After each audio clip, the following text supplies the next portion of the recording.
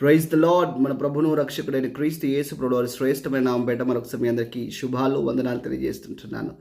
ఈ దినం మత్తయి సువార్త 15:28 వచనం చూసినట్టయితే, నీ విశ్వాసము గొప్పది, నీవు కోరినట్టే నీకు జరుగును గాక అని వాక్యం ఉంటుంది.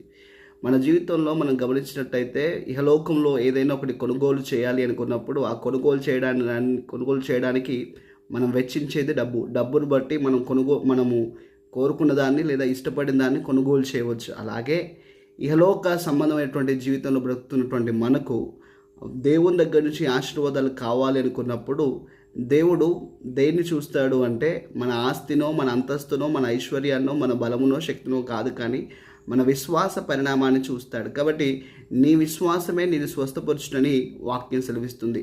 నీ విశ్వాసం బట్టే నీవు కోరినది జరుగునని వాక్యం అంటుంది. కాబట్టి క్రైస్తవ జీవితానికి ప్రామాణికం ఏదైనా ఉందా అంటే అది విశ్వాసం మాత్రమే. కాబట్టి విశ్వాసం మూలంగా అనేకులు జయించారు. విశ్వాస వీరులుగా వారు బైబిల్లో లిఖించబడ్డారు, మనకు తెలిసిందే. ఉదయకాల సమయం ఈ మాటలు వింటుండగా నీ జీవితంలో ఈ అద్భుతం కొరకు నువ్వు ఎదురు చూస్తున్నావా? ఆశ్చర్యం కొరకు ఎదురు చూస్తున్నావా?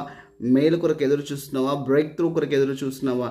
ఏది నీకు దేవుని దగ్గర నుంచి కావాలని ఎదురు చూస్తున్నావో దాని కొరకు నీ యొక్క విశ్వాసమును దేవుని ఎదుట పెట్టు. నీ విశ్వాసం దేవుని ఎదుట ప్రదర్శించు. ఆ విశ్వాసము మూలంగానే, విశ్వాసాన్ని బట్టి అబ్రహాము దేవుణ్ణి నమ్మాను, అది అతనికి నీతిగా ఎంచబడిన వాక్యం అంటుంది. అబ్రహాము దేవుణ్ణి నమ్మాడు, విశ్వసించాడు, కాబట్టే జనములకు తండ్రిగా పిలువబడ్డాడు. కాబట్టి ఈ ఉదయకాల సమయం ఈ మాటలు వింటుండగా విశ్వాసులకు తండ్రిగా అబ్రహాం ఎలా పిలువబడ్డాడంటే అతని యొక్క విశ్వాసాన్ని బట్టే. కాబట్టి అలాగున నీ విశ్వాసాన్ని బట్టే నీవు దీవించబడతావు, అనేకులకు దీవనకరంగా ఉంటావు. కాబట్టి విశ్వాసం అనేది నా జీవితంలో, క్రైస్తవ జీవితంలో ప్రామాణికమైన సత్యాన్ని మరవరాదు. దేవుడి మాటలు దీవించిన గాక. మీ ప్రేయర్ రిక్వెస్ట్ ఏదైనా ఉన్నట్టయితే కామెంట్ బాక్స్లో తెలియజేయండి, మీ కొరకు తప్పక ప్రార్థిస్తాము. ఆమేన్.